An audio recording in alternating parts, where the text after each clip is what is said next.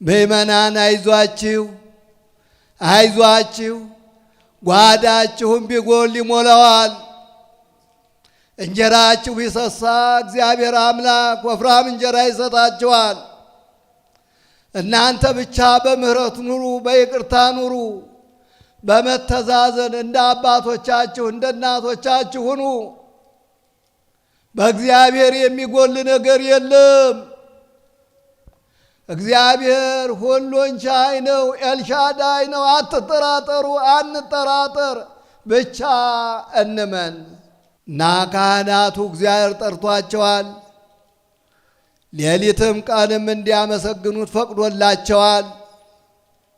በዚያው አጋጣሚ ለካህናቱ የምንለው ነገር ቢኖር እግዚአብሔር የሰጣችሁን ጸጋ ሳታቃልሉ የታስተጸጋሁ ዘላይሌከ። ምናልባት በቤታችሁ የጎደለ ሊኖር ይችላል፣ እግዚአብሔር ይሞላዋል።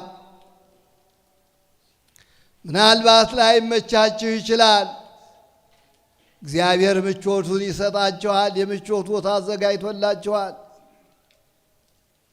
ክብር ለክሙ፣ ክብር ተዘጋጅቶ ነው ያለ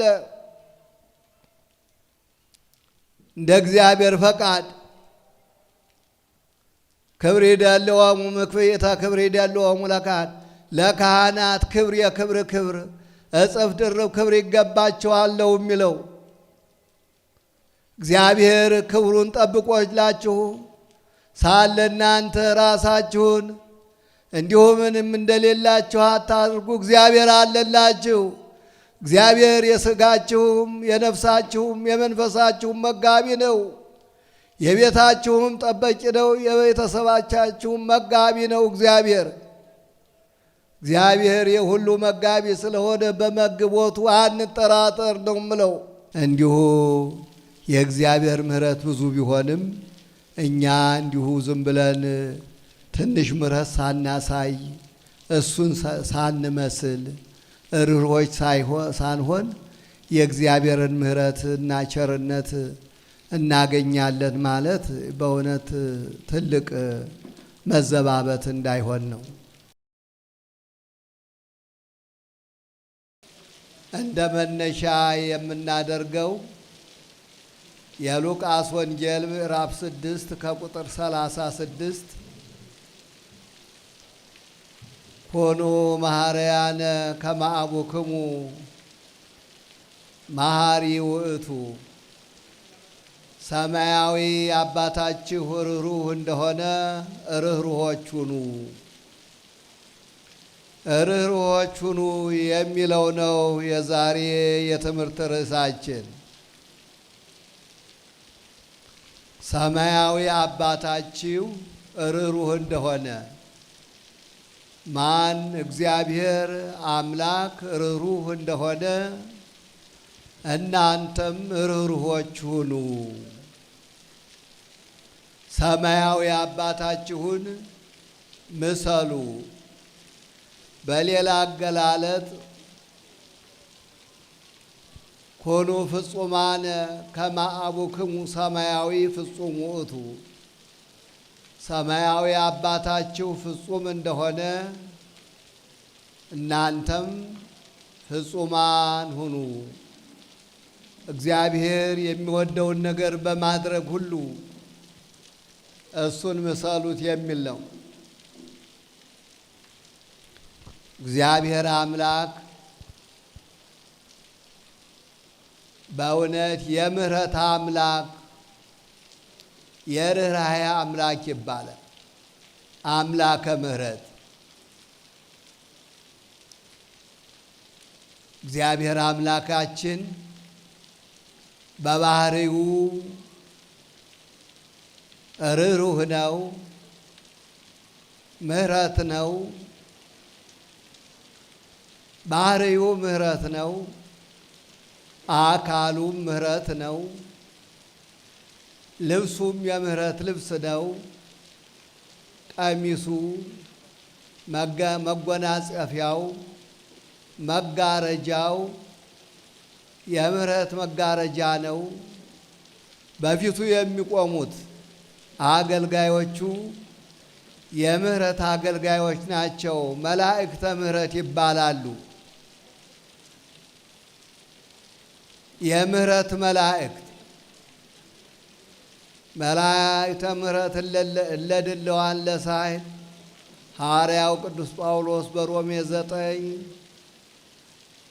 ቁጥር 23 ቁጥር መጨረሻው ላይ ለምህረት እግዚአብሔር ሰዎችን ለመርዳት የምህረት መላእክትን ለምህረት የተዘጋጁትን ይልካቸዋል ይላል። መቼም ደግሞ ታግሶ ያው ለማይመለስ ምህረትን ለማይቀበል የመዓትም መላእክት አሉ እና መላእክተ ምህረትን ለድለዋል ለሳህል ለምህረት ለይቅርታ የሚላኩ የሚዘጋጁ የእግዚአብሔርን ምህረት ቸርነት ወደ ሰዎች የሚያደርሱ የሰዎችን ጸሎት፣ ምጽዋት፣ መስዋዕት፣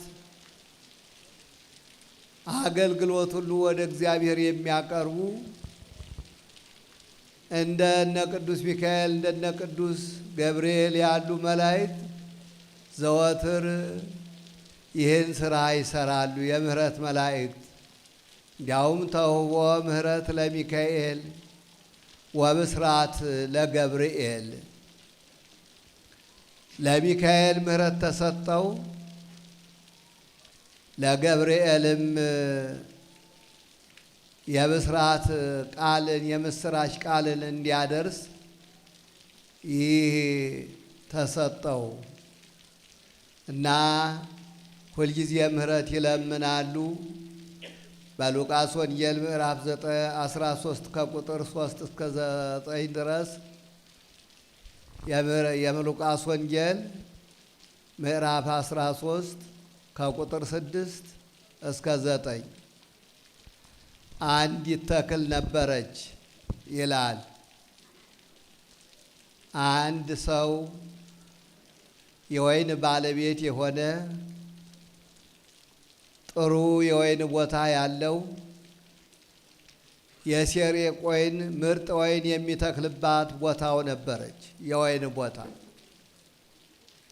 በዚያች አንዲትም በለስ ተከለ። እዚያ እንድታፈራለት ጠበቃት።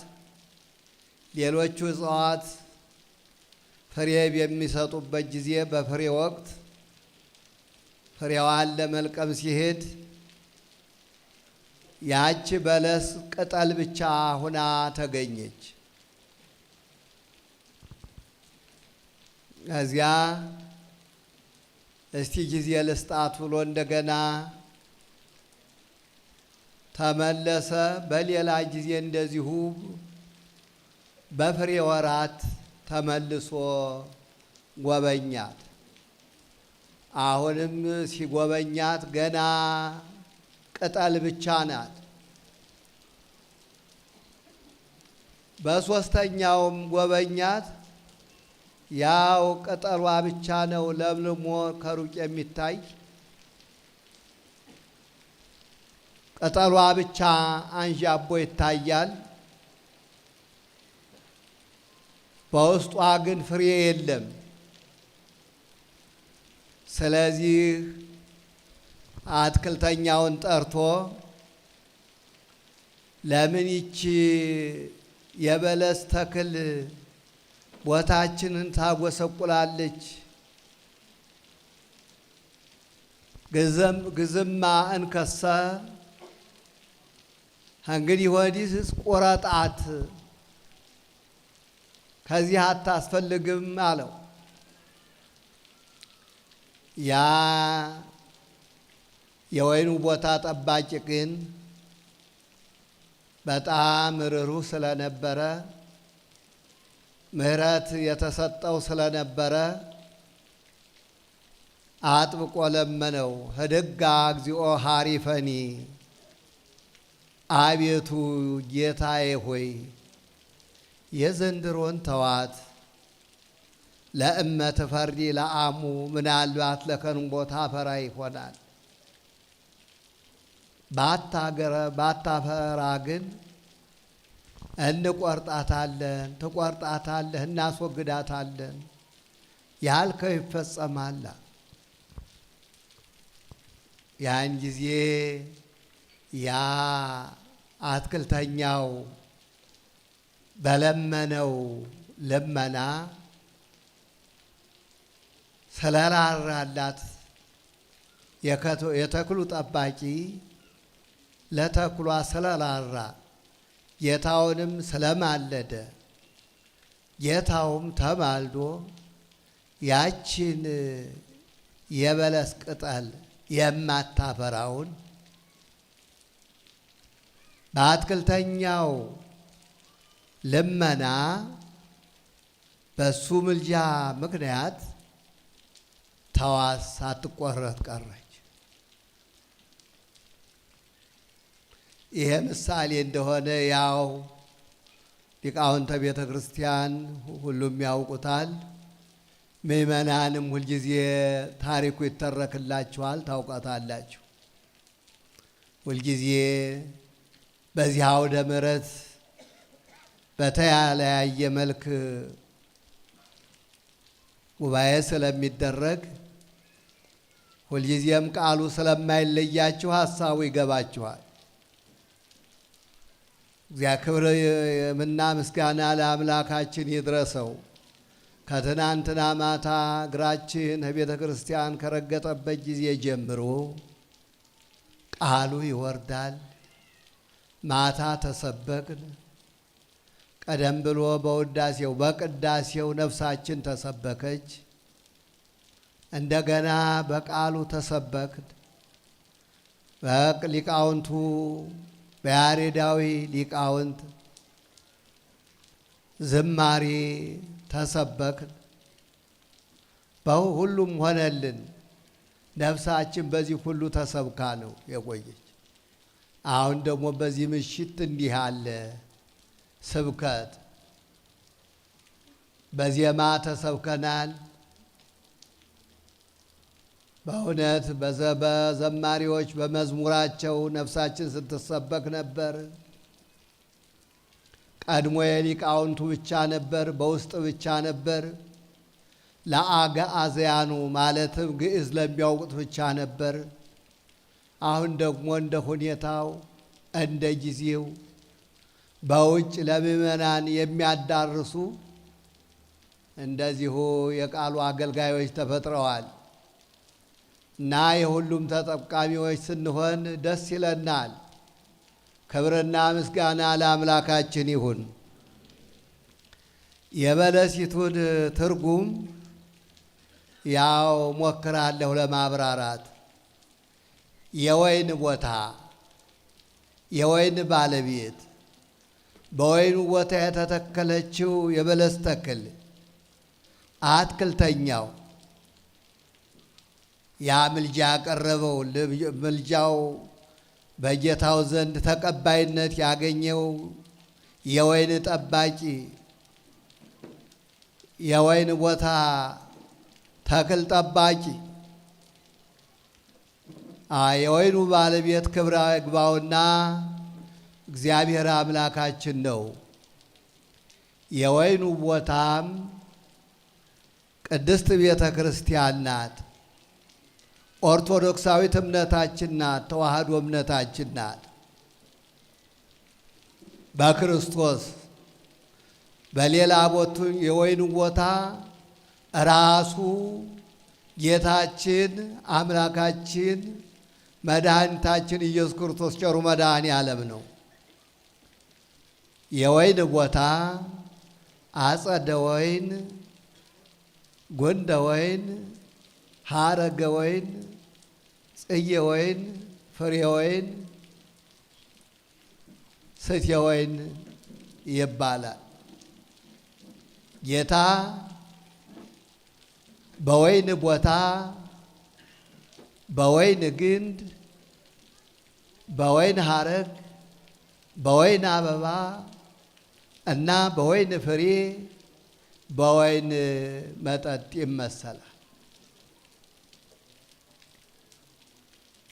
እና ከዚህ ግን የወይን ቦታ በሚለው ነው። በወይን ቦታ መተከል ማለት በክርስቶስ ማመን ማለት ነው። በወይን ቦታ የተተከለች አንድ በለስ ነበረች ማለት አንድ ነፍስ በክርስቶስ ያመነች ነበረች። አንድ ሕይወት እና በወይኑ ቦታ በምርጡ በወይኑ ቦታ በወይኑ የተተከሉት ሁሉ ጥሩ ፍሬ ሲሰጡ ይህች በለስ ግን የተተከለችው የአንድ የኔ ቢጤ ሰነፍ ክርስቲያን ምሳሌ ነበረች እና በፍሬ ጊዜ ማለት 3 ጊዜ ተመላልሷል። በወጣትነት ጊዜ፣ በጉልምስና፣ በሽምግልና ጊዜ እግዚአብሔር ያችን ሕይወት ጎበኛት። እሷ ግን አድሮ ጥጃ ሆና ተገኘች ማለት ቅጠል ብቻ እንደኔ ጽሕም ብቻ ልብስ ብቻ ሆና ተገኘች። ለስም ክርስቲያን፣ በውጭ ክርስቲያን፣ ነገር ግን በውስጡ ፍሬ የሌለ ከንቱ ነገር ሆኖ የሚመላለስ ክርስቲያን ምሳሌ ናት። የስም ክርስቲያን እንግዲህ 3 ጊዜ አይቼዋለሁ ልቁረጠው ሲል ያ እግዚኦ አቤቱ የዘንድሮን ተዋት ማለት ምናልባት ለከርሞ ንስሐ ትገባ ይሆናል። ምስጢራተ ቤተ ክርስቲያን ልትካፈል ትችላለች። በንስሐ ውሃ ሳሙና ታጥባ ወደ አንተ ማዕድ ትቀርባለች። በክቡር ሥጋና በክቡር ደምህ ልትታተም ትችላለች። ምስጢራትን ልትካፈል እውነተኛ ክርስቲያን ልትሆን ትችላለች። ባልክህ ዕድሉን ስጣት አለ አትክልተኛው። አትክልተኛው ሚካኤል ወይም ገብርኤል ነው፣ ብቻ ስሙን አልጠራም፣ መልአክ ነው። ለእያንዳንዳችን ደግሞ ጠባቂ መልአክ እንዳለን በማቴዎስ ወንጌል ምዕራፍ 18 ከቁጥር 10 ላይ ተጽፎ ይገኛል። ከነዚህ ከታናናሾቹ አንዱን እንዳትንቁ ተጠንቀቁ፣ መላእክቶቻቸው በሰማያት ያለውን የአባቴን ፊት ያያሉ እላችኋለሁና። ማንም ለእያንዳንዱ ሰው ጠባቂ መልአክ አለ። ስለዚህ መላእክተ ምሕረት እለድለዋን ለሳይ ለምሕረት የተዘጋጁ ምሕረትን የሚለምኑ እንደነ ቅዱስ ሚካኤል እንደነ ቅዱስ ገብርኤል ሩፋኤል ያሉ እነዚህ የምሕረት መላእክት ይባላሉ እና አምላካችን አምላከ ምሕረት ይባላል። ባህሪው ምሕረት፣ ልብሱ ምሕረት፣ መጋረጃው ምሕረት፣ ድምፁ ምሕረትን የተመላ ሰማይና ምድርን የሚሞላ ቃሉ የምሕረት ቃል የሚፈውስ የሚያድን ሁሉን ነገር የሚያደርግ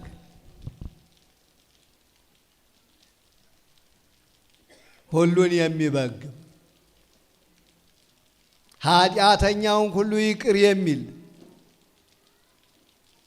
እግዚአብሔር አምላክ ከምሕረቱ የተነሳ ማንም እንዲጠፋ አይፈልግም። ያልጠፋ ነው ከእግዚአብሔር ምሕረት የተነሳ ነው። ቅዱስ ኤርምያስ ነው በትንቢቱ 3 ምዕት ምን ብለዋል? እስመ አንተ ትፈቅድ ሎቱ ምክንያተ ለድኂን፣ ሰው የሚድንበትን ምክንያት አንተ ትሻለህ። እስመ አንተ ተተአዶ አእላፋ አእላፋት ወታቀውም ውሁደ ተክለ ጽድቅ፣ አንተ 1000 ጊዜ 1000 ሺህ ጊዜ ሺህ የሆነውን ኃጢአት ይቅር ብለህ የሚድንበትን ትንሽ ምክንያት ታቆማለህ ማለት ትፈልግለታለህ። እግዚአብሔር አምላካችን እኛን እንዲሁ ሊፈርድብን አይደለም የፈጠረ። እግዚአብሔር እኛ እንድንድን ነው። ስለዚህ እግዚአብሔር አምላክ መሐሪ ነው፣ ቸር ነው፣ ምሕረትን የተመላ ነው። ከዚህ የተነሳ የሚራሩ ሰዎች ሁሉ አምላካቸውን ይመስሉታል። አምላካቸውን ይመስሉታል። ምሕረት የሌለ ሰው በሰማይ ምሕረት የለውም ይላል የሐዋርያው ያዕቆብ መልእክት ምዕራፍ 2 ከቁጥር 13 ላይ አልቦ ምሕረት በሰማያት ለዘኢገብረ ምሕረተ በዲበ ምድር። በምድር ምሕረት ላላደረገ ሰው በሰማይ ምሕረት የለውም፣ ምሕረት አይደረግም። ምሕረት ማለት ቅጣት የሚገባውን ይቅር ማለት። ምሕረት ማለት ለወንድሙ መራራት፣ ካለው ማካፈል። ሐዋርያው ቅዱስ ጳውሎስ በዕብራውያን 13 ኢትርስኡ ምሕረ ነዳያን ወተሳትፎቶሙ፣ ለሌሎች ማካፈልን ችግረኞችን መርዳትን አትርሱ። እስመዘ ከመዝ መስዋዕት ይእድሞ ለእግዚአብሔር፣ እንዲህ ያለው መስዋዕት እግዚአብሔርን ደስ ያሰኘዋልና ይላል። አንዳንድ ጊዜ ምሕረትን፣ ቸርነትን፣ ርኅራኄን፣ እዝናትን መስዋዕት ይለዋል። የተወደደ መስዋዕት። ከዚያ በላይ ደግሞ ምን እንደው ይገርማል። በሆሴዕ 6:6 እንዲሁም በማቴዎስ 12 ላይ ምን ይላል? ምሕረት ከሁሉም ይልቅ ምሕረትን እወዳለሁ፣ ከመስዋዕትም ይልቅ። በሐዋርያው በቅዱስ ጳውሎስ መልእክት እንደ ተወደደ መስዋዕት ነው እንዲህ ያለው ለሌሎች መራራት የተወደደ መስዋዕት ነው በእግዚአብሔር ዘንድ ይልና ከዚህ ደግሞ በሆሴዕና በሌላው ምን ይላል? ከመስዋዕትም ይልቅ ምሕረትን እወዳለሁ፣ ምጽዋትን እወዳለሁ፣ ርኅራኄን እወዳለሁ። እና በእውነት ምሕረት ለሚገባው ለሩሃማና ሩሃማ ምሕረት የሚገባትና ምሕረት የማይገባት ይባላል። ሁልጊዜ አዘውትሮ ኃጢአትን የሚሰራ ሁልጊዜ ንስሐ የማይገባ የማይመለስ ከወደቀበት የማይነሳ ከሳተበት የማይመለስ ከሆነ ያ ምሕረት የማይገባው ነው። ነገር ግን የሚወድቅ የሚነሳ ንስሐ የሚገባ ይህ ምሕረት የተገባው ነው። ነቢዩ ኤርምያስ ዘወድቀአ ኢይትነሣእኑ ወዘስሕተአ ኢይትመየጥኑ፣ የወደቀ አይነሳምን የሳተስ አይመለስምን ይላል። ሰው ሲወድቅ መነሳት አለበት፣ ሲስትም መመለስ አለበት።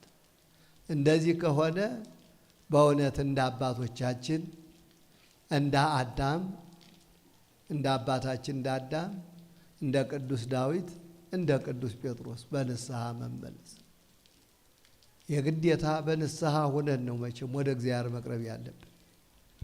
እግዚአብሔር ደግሞ የምሕረት አምላክ ነው፣ በምሕረቱ ይቀበለናል እና በርኅራኄያችን ስንመስለው እግዚአብሔር በምሕረቱም ሲቀበለን እኛም ከእሱ ጋር እናዋሃዳለን፣ እሱም ከእኛ ጋር ይዋሃዳል እና ምሕረት ትልቅ ነገር ነው። በከመ ምሕረትከ አንድ ምእመናቸው ሁልጊዜ ያስቀድሳሉ ይባላል።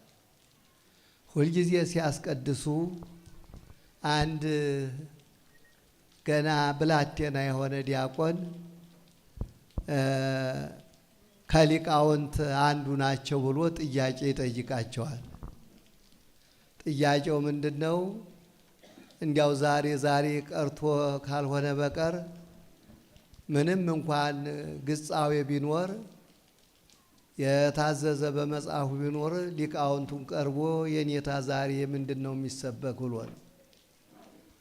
እና እንደዚያው እኛን አባባ አላቸው። አቤት ቅዳሴ ማንን ቅዳሴ እንቀድስ አላቸው።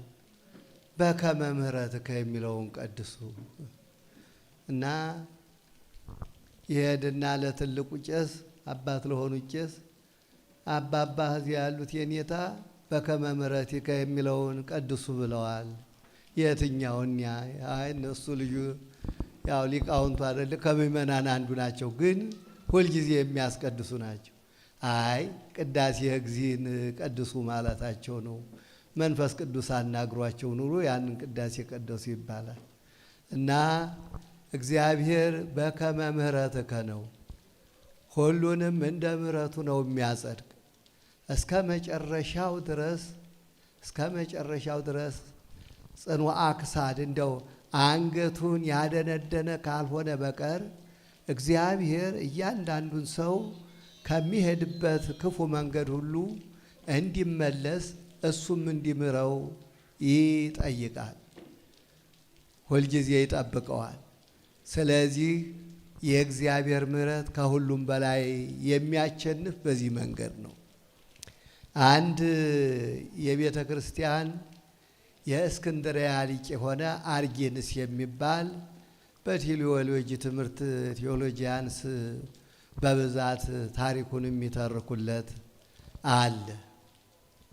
እሱ የእግዚአብሔር ምሕረት ያሸንፋል የሚል ሐሳብ ይዞ ተነሳና እስከ መጨረሻው ድረስ አቅሙ እስከፈቀደ ሄደ።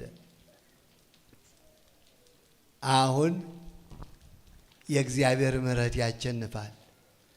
የአዳምን የደጋጎችን ሰዎች በንስሐ የተመለሱን እንዳለና ይህን እኮ ያደረገ የእግዚአብሔር ምሕረት ቢያሸንፍ ነው።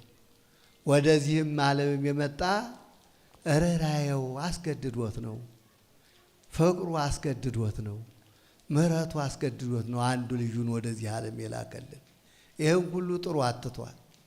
ሲያትት ቆየና መጨረሻ ላይ እንዲያውም የእግዚአብሔር ምሕረት ያሸንፋል በሚል እንዲያው ፍርድ የለም እስከ ማለት ሊደርስ ትንሽ ቀረው። ይገርማቸዋል።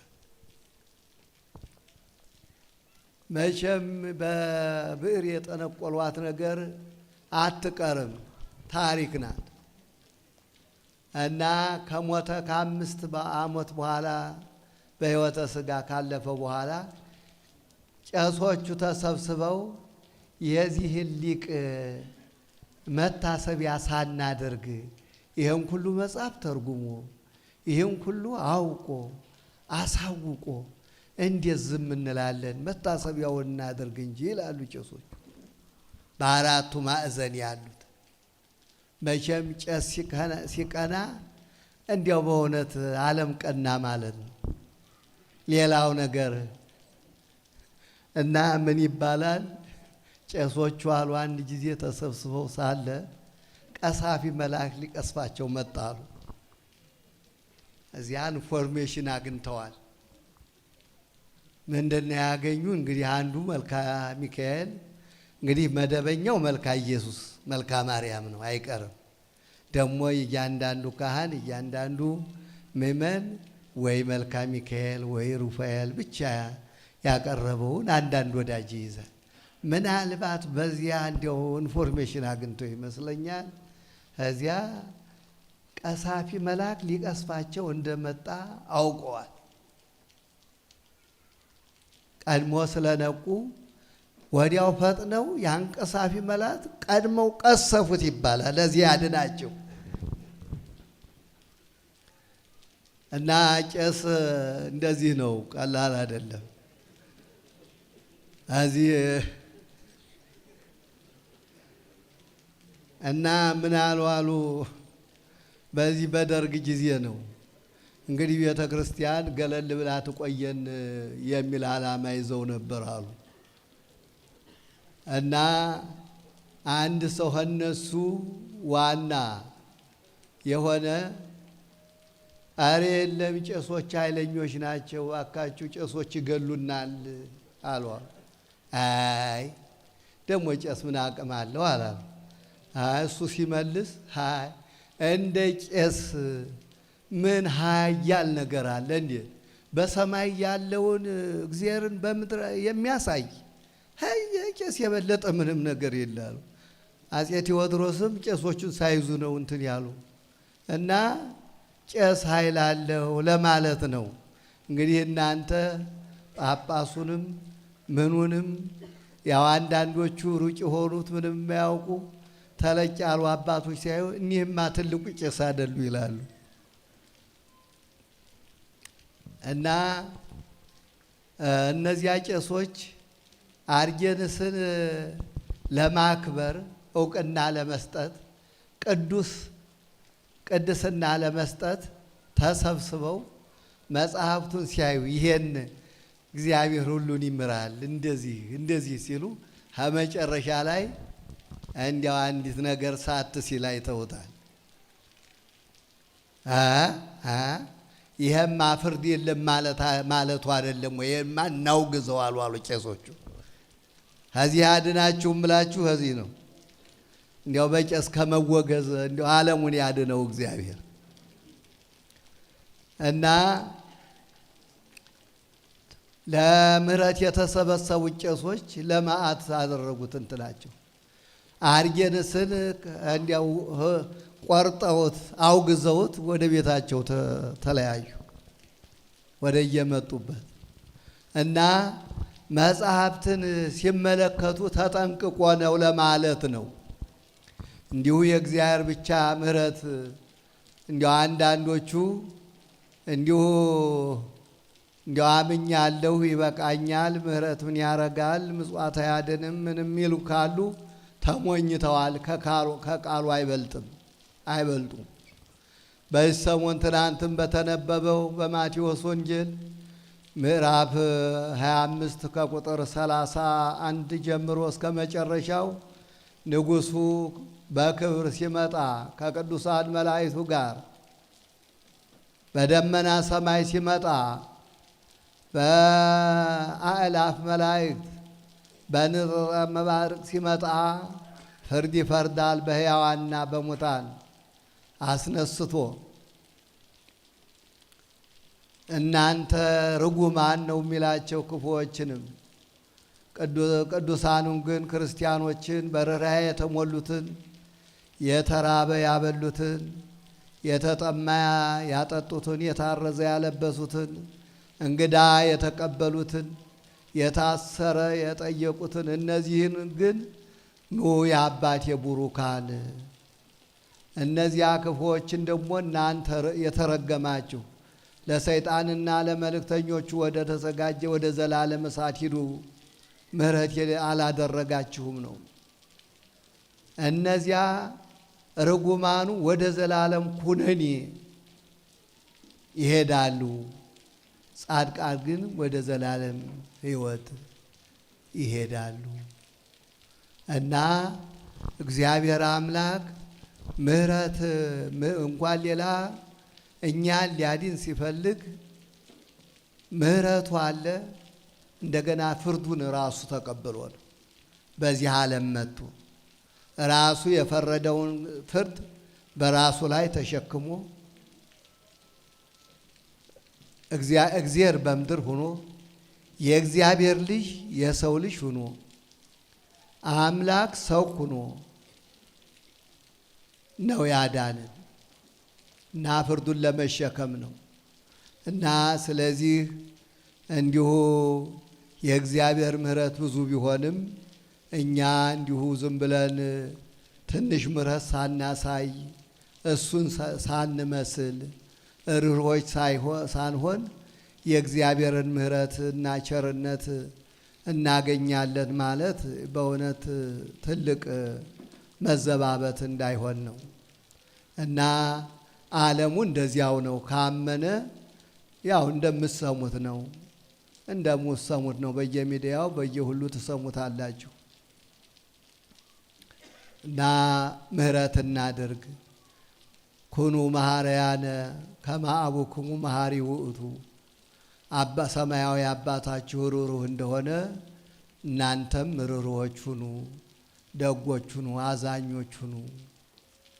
በሌላ በኩል ብፁዓን መሐረያን እስመ ሎሙኒ ምህርዎሙ፣ የሚምሩ ብፁዓን ናቸው ይማራሉና ይላል።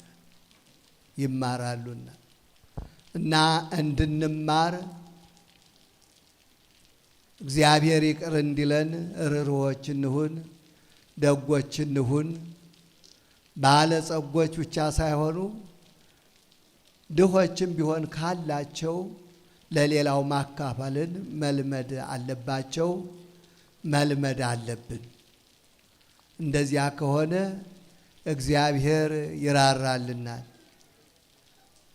እንዲያውም ነዳያን ዘአልቦሙ ምህረት፣ አንዳንዶችን ምህረት የሌላቸው ነዳያን፣ ምህረት የሌላቸው ችግረኞች ይላል። ወንድማቸውን የሚጠሉ ችግረኞች፣ የማይካፈሉ እስፈሳቸው የማይተዛዘኑ ነዳያን፣ እነሱም ፍርድ አለባቸው ነው የሚል የእግዚአብሔር ቃል። ስለዚህ ሁላችንም ርኅሩኆች እንድንሆን እግዚአብሔር ያደለው ከሰው አልፎ ለእንስሳት ይራራል። ጻድቅ ብእሲ ምህር ነፍሰ እንስሳሁ፣ ጻድቅ ሰው እንኳን ለሰው ለእንስሳው እንኳን ይራራል ይላል። ሰዎች ወደ እግዚአብሔር ሲቀርቡ በሰዎች ላይ እግዚአብሔር መንፈስ ቅዱስ በምልአት ሲያድር የእግዚአብሔር መገለጫዎች፣ የእግዚአብሔር መንፈስ መገለጫዎች ሲሆኑ ከሰው አልፎ ለሌላውም ፍጥረት ይራራሉ። እመቤታችን ርኅርኅተ ሕሊና የሚያሰኛትን ነገር እናንተ ታውቃላችሁ። ለውሻው ለእንስሳው እንኳን የሚራሩ ናቸው፣ የሚራሩ ናቸው። እና ስለዚህ ርኅሩኆች እንሁን፣ ደጎች እንሁን። ምህረት ከኛ ሊለይ አይገባም። ምእመናን፣ ለሀገራችንም ምህረት በእውነት ያስፈልጋታል። እግዚአብሔር ምህረት እንዲያወርድላት፣ ሰላም እንዲያወርድላት አጥብቀን መጸለይ አለብን። ደግሞ እኛም መተዛዘን አለብን። ምህረት በሁሉም ቦታ በሄድንበት፣ በከተማ፣ በገጠር፣ በቤተ ክህነት፣ በቤተ መንግስትም ቢሆን በሁሉም ምህረት ያስፈልጋል፣ ርኅራኄ ያስፈልጋል፣ መተዛዘን ያስፈልጋል። ስለዚህ ስለ ሀገራችን ታላላቅ አባቶች ሲናገሩ በእውነት ልባችን ይነኩታል። ሀገራችን ሀገረ እግዚአብሔር ናት። ሀገራችን ኢትዮጵያን እግዚአብሔር አይተዋትም። ሁለተኛዋ ኢየሩሳሌም ናት። የምስጢሩ ጓዳ ናት። በኢየሩሳሌም የነበረው ሁሉ የአምልኮ ነዋየ ቅድሳት የሚገኝ በዚች ቅድስት ሀገር ነው። ኢትዮጵያ ጸዋሪተ እግዚአብሔር ናት። እግዚአብሔርን የተሸከመች እና አግናጤዎስ ጸዋሪ ክርስቶስ ይባሉ ነበር። ክርስቶስን የተሸከሙ፣ አንዳንዶችም ጸዋርያነ መስቀል፣ ብዙ መከራ ስለ ክርስቶስ የተቀበሉት፣ የክርስቶስን መስቀል የተሸከሙ ጸዋሪተ እግዚአብሔር፣ ጸዋርያነ እግዚአብሔር። ብዙዎቹ እግዚአብሔርን የተሸከሙ ይባላል። ሀገራችን ኢትዮጵያ በእውነት ሳትዘምር፣ ሳትቀድስ፣ ሳትሰብክ፣ ሳትተረጉም ቀኑም አይመሽላትም፣ ሌሊቱም አይነጋላትም። በቅኔ ማህሌቷ ቅኔው ሳይፈስ ማህሌቱ ሳይንቆረቆር ሰዓታቱም እንዲሁ በማኅዘኒ ቋንቋ ወደ እግዚአብሔር ሳይደርስ አያድርም። ሀገራችን በእውነት ጸዋሪተ እግዚአብሔር ናት። እግዚአብሔርን ተሸክማ ያለች ናት። ክርስቶስን የተሸከመች ናት። ያን ርኅሩህ፣ ያን ደግ፣ ያን አዛኝ የተሸከመች ናት። መገለጫዋም መድኃኔ ዓለም ክርስቶስ ነው። በገጠሩ ብትሄዱ በዚያም ታቦተ ኢየሱስ ክትክታ ሁሉ ታቦተ ኢየሱስ እንዲያው ባለበት ሁሉ በእውነት በሁሉም ቦታ ወንጌል ምን ያህል እንደተሰበከ ትረዳላችሁ። እኛ ከተማ ከተማውን እየሄድን ሀገራችን በእውነት አምልኮቱን ከነስርዓቱ የተሸከመች ናት። በኢየሩሳሌም የጠፋውን ከሙሴ ጀምሮ የመወደመውን ስርዓት ሁሉ ባለባበሷ፣ በስርዓተ አምልኮዋ፣ በመዝሙሯ፣ በከበሮዋ፣ በጸናጽሏ፣ በመቋሚዋ የምንታጸባርቅ ሁሉንም ብሉይ ኪዳኑንም ሐዲስ ኪዳኑንም አቀናብራ አስማምታ ብሉይ ኪዳኑን በሐዲስ ኪዳን መንፈስ ተርጉማ ለሕዝቦቿ እንዲበሉት እንዲጠጡት ንባቡንም ተርጓሜውንም ምስጢሩንም እንዲጠቀሙበት በማድረግ በእውነት እንደዚች ያለች አገር ነው ያለችን። አይ ብንጠቀምበት መታደላችን እንዴት ያለን እድለኞች ነበር። ይገርማችኋል። በእርግጥ ምእመናን እየተጠቀማችሁ ነው። ካህናቱ ድሮውንም ያወረዱት ይላሉ አንዳንድ ተናጋሪዎች። ድሮውንም በብሉይ ኪዳን ዘመን ካህናትና ነቢያት ናቸው ጩኸው ክርስቶስን ያወረዱት ይላሉ። አሁንም ጩኸው የሚያመጡት እነሱ ናቸው። ቤተ ክርስቲያን መራናታ ትላለች፣ ጌታ ሆይ ኗ ቶሎና ትላለች። ከመንፈሱ ጋር ከሚጠብቃት ጋር ሁና በመንፈስ ቅዱስ ሁና እና ካህናቱ እግዚአብሔር ጠርቷቸዋል። ሌሊትም ቀንም እንዲያመሰግኑት ፈቅዶላቸዋል። በዚያው አጋጣሚ ለካህናቱ የምንለው ነገር ቢኖር እግዚአብሔር የሰጣችሁን ጸጋ ሳታቃልሉ የታስተጸጋሁ ዘላይሌከ ምናልባት በቤታችሁ የጎደለ ሊኖር ይችላል፣ እግዚአብሔር ይሞላዋል። ምናልባት ላይመቻችሁ ይችላል፣ እግዚአብሔር ምቾቱን ይሰጣችኋል። የምቾት ቦታ አዘጋጅቶላችኋል። ክብር ለክሙ ክብር ተዘጋጅቶ ነው ያለ። እንደ እግዚአብሔር ፈቃድ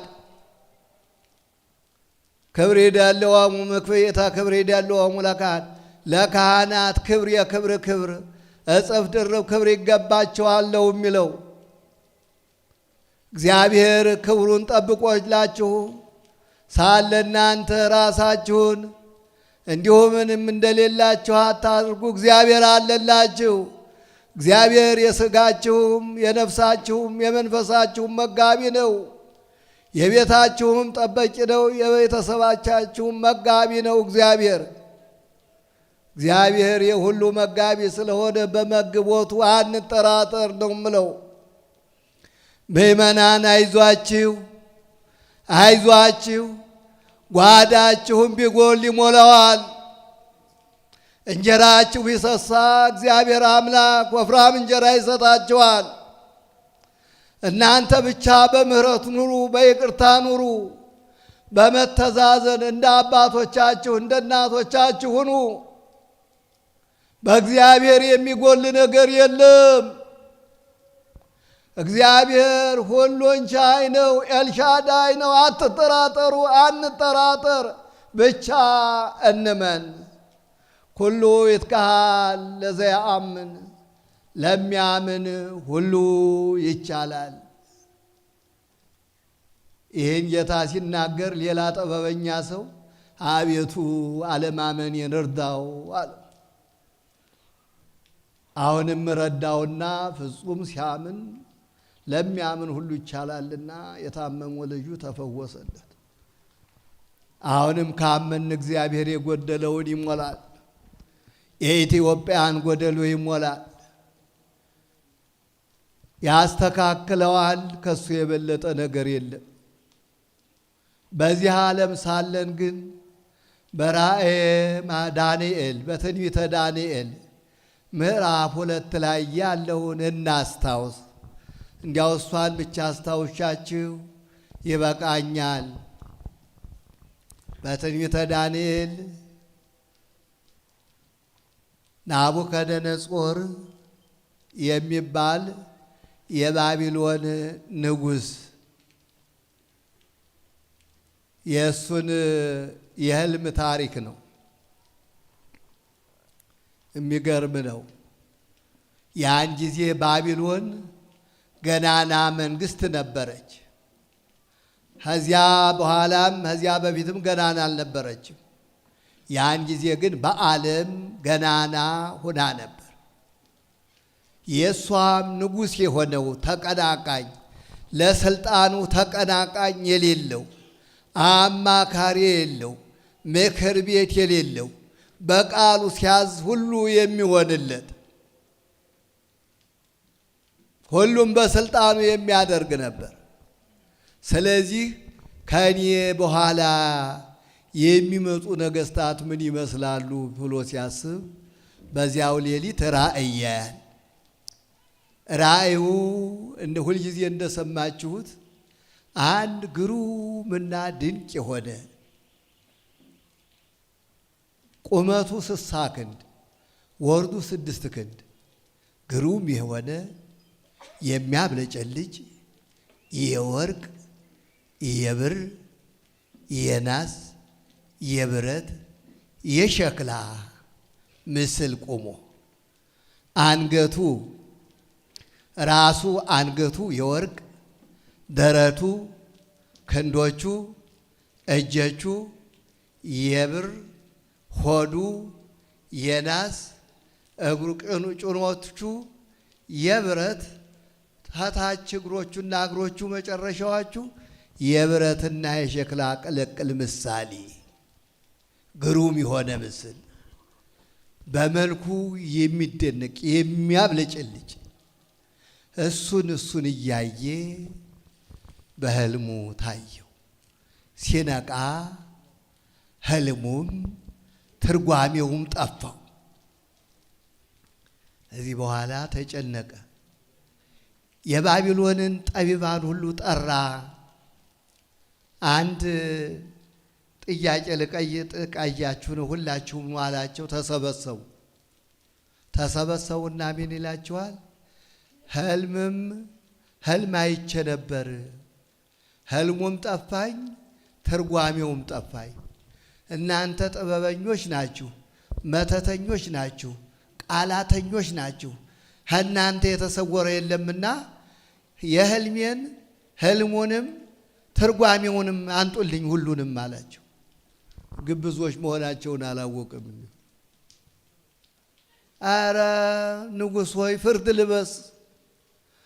ልበስ እባክህ የህልምህን ንባቡን ንገረን፣ ያየውን ህልም እኛ ትርጓሜውን እንተረጉማለን። ጥሩ አድርገህ አታላቅጡብኝ፣ ጊዜ አትፍጁብኝ፣ አለበለዚያ ሰይፍ ይዋሳችኋል፣ በሰይፍ አስመታችኋለሁ፣ ትገደላላችሁ።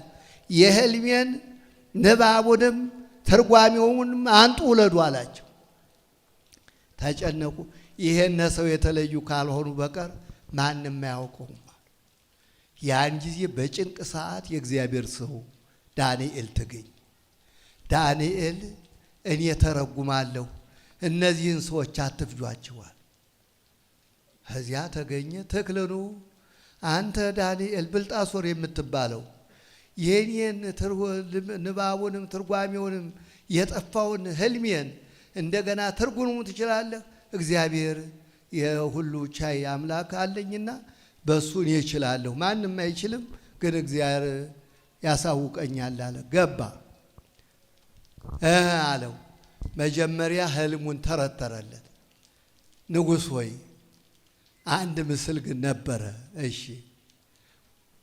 ራሱ አንገቱ የወርቅ ደረቱ፣ እጆቹ፣ ክንዶቹ የብር፣ ወገቡ የናስ፣ ጭንና ጭኑ የብረት፣ ታች እግሮቹ እስከ መጨረሻው የብረትና የሸክላ ቅልቅል ምሳሌ በፊት ቆሞ አንተን ሲያይ ያግሩ ምስል ከረጅም ተራራ አንድ ድንጋይ ተነስቶ ማንም ሳይነካው ያንን ምስል ወርቁንም ብሩንም ናሱንም ብረቱንም ሸክላውንም ማድቆት ተራራ ሲያህል ያንን ደብቅ ሲወስደው ድንጋዩ ግን መጀመሪያ ተራራ አለ፣ በኋላ ዓለምን መላ አለው። እስቲ ትርጓሜውን ንገረኝ አለው። እሺ ትርጓሜውን ልንገርህ። የአንገቱ ራሱ የወርቅ የተባልክ የአንተ መንግስት ነው። ወርቁ አንተ ገናና ነህ። አንተ ቀጥሎ የሜዶንና የፋርስ መንግስት ነው የብር የተባለው። የናስ የተሆኑ የናስ የሆነው የግሪክ መንግስት ነው። ብርና ብረትና ጭንና ጭኑ የብረት የሆነው የሮም መንግስት ነው። ገናና የሮም መንግስት መንገድ ሁሉ ወደ ሮም ያደርሳል እየተባለ የሚነገርለት። ሸክላው ደግሞ ታች ሸክላውና ብረቱ የተቀላቀለው ደካማውና ኃይለኞች የሆኑት በሮም ውስጥ የነበሩት ናቸው።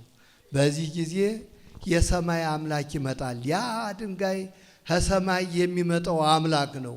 ያ ከሰማይ የሚመጣው ያ ድንጋይ ያ ዳንኤል ያየው ድንጋይ ወርቁንም ብሩንም ናሱንም ብረቱንም ሸክላውንም የሚፈጨው ክብር ይግባውና ጌታችን አምላካችን ኢየሱስ ክርስቶስ ቸሩ መድኃኔ ዓለም ነው።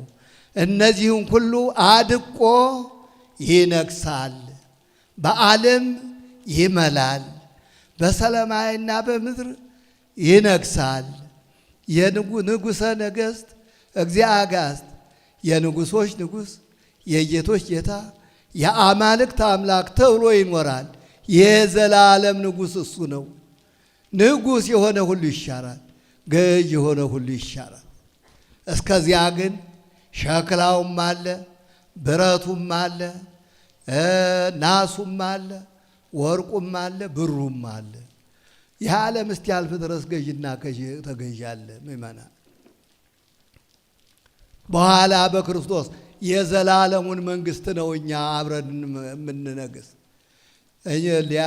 ሌላ ልንሆን አይደለም፣ አብረነው እንነግሳለን። ወይ ነግሱ ምስሌሁ ለዓለመ ዓለም፣ ከእሱ ጋር ለዘላለም ይነግሳሉ የእሱ የሆኑት በእሱ ያመኑት ሁሉ። እና ያ የምህረት መንግስት የሚመጣ ወደፊት ለእኛ የተዘረጋ ገና ዓይን ያለየው ጆሮ ያልሰማው የሰው ልብም ገና ያላሰበው ነው። እና ያንን መንግስት ለመውረስ ርኅሩኆች መሆን አለብን። እንደ አባታችን ከአባታችን ጋር ለመንገስ ደጎች መሆን አለብን። አዛኞች መሆን አለብን። ፍትሕ ያለን ሰዎች መሆን አለብን። በዚህ ዓለም እውነተኞች፣ እውነት ተናግረን ከመሸበት የምናደር መሆን አለብን። እግዚአብሔር አምላክ ዝናመ ምሕረት ያድርግልን፣ ነፋሱንም ነፋሰ ምሕረት ያድርግልን። እንዲያውም 40ቱ የነፋሳተ ምሕረት የምሕረት ነፋሳት የሚባላሉ እነሱን ሁሉ እግዚአብሔር መልካሙን ነገር ሁሉ ያድርግልን። ይህን የሰማነውን ቃል ለምሕረት ለዝናት እንዲያው መንግስቱን እንድንወርስበት ያድርግልን። እግዚአብሔር አምላክ የሰማነውን በልቡናችን ያሳድርብን። እግዚአብሔር አምላክ የረቀቀውን ይግለጥልን። እግዚአብሔር መንፈስ ቅዱስ በውስጣችን አድሮ ሁሉንም ይተርጉምልን። እግዚአብሔር ይባርካችሁ። ብፁዕ አባታችን ብፁዕ አቡነ ዮሴፍ ቡራኬው ይድረሰኝ።